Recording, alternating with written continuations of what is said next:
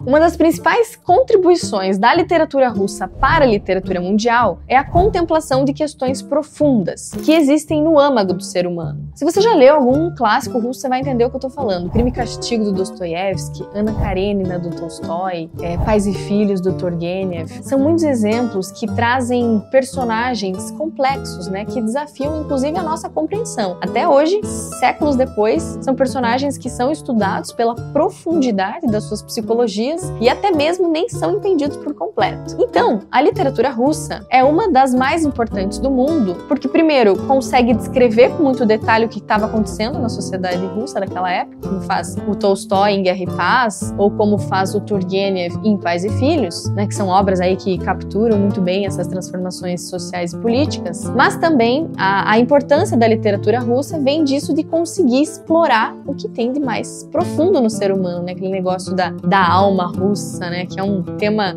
tão caro ao Dostoiévski, por exemplo, que chega a níveis assim surreais de investigação do ser humano, né, uma coisa assim assustadora, inclusive, o que ele faz. E partindo disso, desse raciocínio, um exemplo, claro, que vai combinar muito bem essas características aí da literatura russa de descrição da sociedade daquela época e a relação disso com uma questão individual e psicológica e muito profunda, é o conceito de homem supérfluo. E é sobre isso que a gente vai falar aqui no vídeo hoje, sobre homens supérfluos na literatura russa. Só que antes da gente seguir, eu só quero te lembrar de se inscrever aqui no canal e já deixar o seu like. E eu também quero que você me conte aqui nos comentários e me dê um palpite. Qual será que é a obra da próxima resenha? Já tá escolhido. Alguém aqui nos comentários, nos vídeos anteriores, já falou aí sobre esse livro. Eu até posso dar uma dica falando que é russo, né? Mas eu quero que você me diga aqui nos comentários qual obra que você acha que é. Bom, nesse vídeo hoje, então, a gente vai falar sobre homens supérfluos na literatura russa. Esse termo, homem supérfluo, ele foi usado pela primeira vez pelo Ivan Turgenev, que é um autor do século XIX. Inclusive, uma das suas obras mais conhecidas, que é Pais e Filhos, foi publicada pelo Clube já e tem uma resenha aqui no canal sobre Pais e Filhos. Então, se você não viu ainda, confere lá, tá muito legal. E aí, no box de Pais e Filhos, a gente tem o livreto, que é o Diário de um Homem Supérfluo, também escrito pelo Turgenev em 1850. Então, o termo, né, homem supérfluo, vem daqui, desse livro. E a história, assim, você já vai entendendo que é, então, um diário, né, de um homem que está para morrer, deitado no seu leito de morte, refletindo sobre a sua vida e as suas falhas. Para quem já leu A Morte de Ivan Ilyich, do Tolstói, vai lembrar um pouco, tá? Então, você vai ver aí algumas semelhanças dessa narrativa. E sobre o livreto aqui. Então, bem no início, o personagem, que se chama Tchulkaturin, ele vai se intitular como um homem supérfluo e vai descrever o que isso significa. Então, ele traz pra gente aí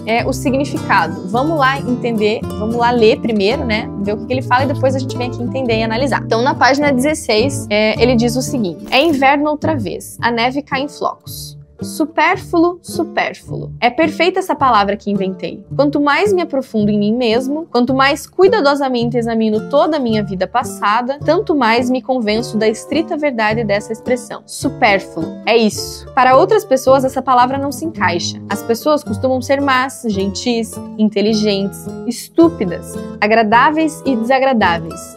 Mas supérfluas? Não. Ou seja, compreenda-me. Dessas pessoas, o universo poderia prescindir, claro, mas a inutilidade não é a sua característica primordial, nem o seu traço distintivo. E quando você fala sobre elas, a palavra supérfluo não é a primeira coisa que vem à sua língua. Mas sobre mim nada mais pode ser dito. Supérfluo, nada além disso. Um homem extranumerário e estudo. Com o meu aparecimento, a natureza, pelo visto, não contava, e, em consequência disso, tratou-me como a um convidado malquisto e inesperado. Veja só, né? Então aqui ele está se descrevendo como um homem supérfluo. E pelo que a gente consegue entender, até assim, ao longo do texto, se trata de um homem que vai levar a vida aí meio que sem propósito, sem sentido, né? Entediado, até meio cínico, levando uma vida monótona. Até, assim, uma coisa que é interessante da gente notar é a representação na própria capa aqui do livreto, né? Dá uma olhada na postura dele. Parece que ele tá meio deitado, meio relaxado, não tá se importando muito com a postura. insegura, essa coisa meio descuidada, ele até tá de olho fechado ou olhando pra mão, não sei. Na minha interpretação, isso aqui é um indicativo de um egoísmo, né, de uma autorreferência mesmo. Não tá muito preocupado com o que está ao seu redor. E aí tem até um tom de verde, né, na pele dele, que vai lembrar um pouco essa ideia de um corpo semi-morto, né, em decomposição. Enfim, coisas que eu notei. E aí, o livreto do Turgenev vai falar sobre isso, né? É a história de um homem contando que tá no estágio final de uma doença terminal e nos últimos dias que restam aí ele resolve escrever um diário e vai contar um pouco sobre a sua vida, vai descobrir que não tem nada de muito interessante na vida dele, a não ser o momento que ele se apaixonou por uma mulher, mas ele não foi correspondido. Então é essa sensação aí de inutilidade que vai caracterizar o homem supérfluo. E de um modo geral, são jovens então, né, homens supérfluos, jovens que eles vêm de uma origem nobre, têm uma capacidade intelectual acima da média, mas eles são incapacitados aí para ação, né, dessa luta aí em nome dos seus ideais. E aí é muito interessante ver como isso está ligado com o panorama histórico ali da Rússia no século XIX. A gente tem que lembrar de algumas coisas. Ali no século XIX, em 1825, a gente tem a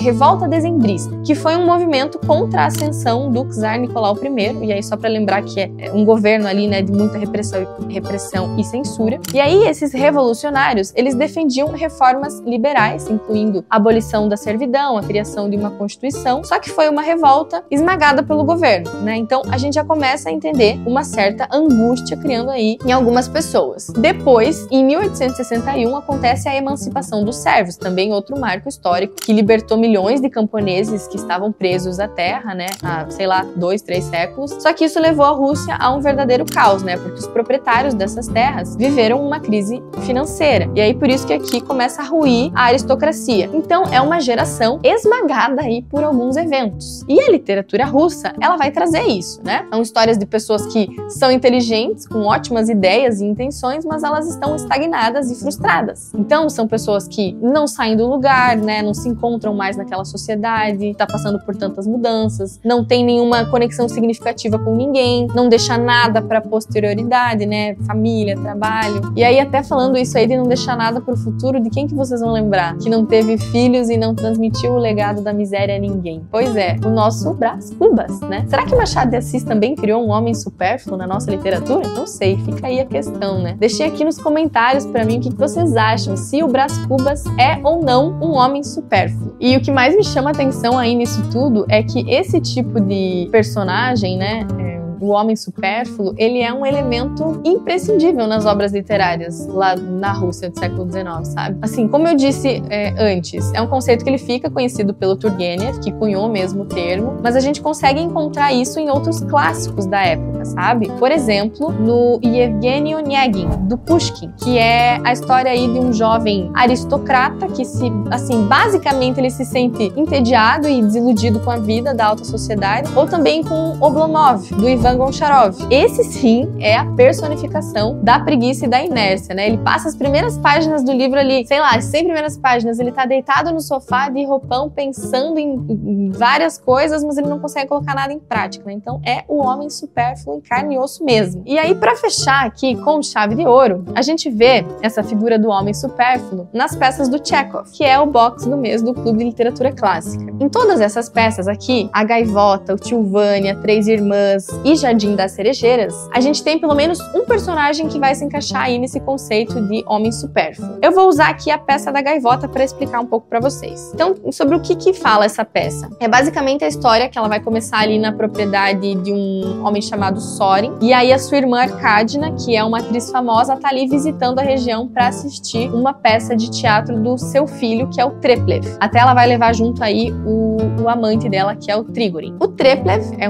portanto, assim, filho dela, né? Ele é um jovem dramaturgo, ele tá começando ali a carreira dele, ele montou uma peça de teatro, essa peça, inclusive, ela é estrelada pela Nina, que é uma moça que ele gosta. Só que durante a apresentação dessa peça, a Arkadina, a mãe dele, e o amante, né, o Trigorin, eles vão ridicularizar a apresentação, sabe? Uma coisa bem constrangedora mesmo. E isso vai deixar o Treplev desolado. Como se não bastasse, a Nina, que é a jovem que o Treplev gostava, ela vai se apaixonar pelo Trigorin, que é o amante da Arkadina. Ou seja, é uma sequência aí de fatos que vão deixar o Treplev muito triste, né? E aí toda essa sequência de frustrações vão levar aí numa tragédia. Eu não vou contar aqui porque senão perde a graça, né? né? É uma peça super curtinha, então é mais um incentivo mesmo para que quando o box chegue na casa de vocês, vocês leiam e descubram o que vai acontecer. Mas de todo modo, a gente consegue perceber que o Treplev é um homem que ele simboliza aí essas aspirações profissionais e amorosas não alcançadas e uma frustração decorrente disso, né? Por isso que a gente consegue dizer que ele é um homem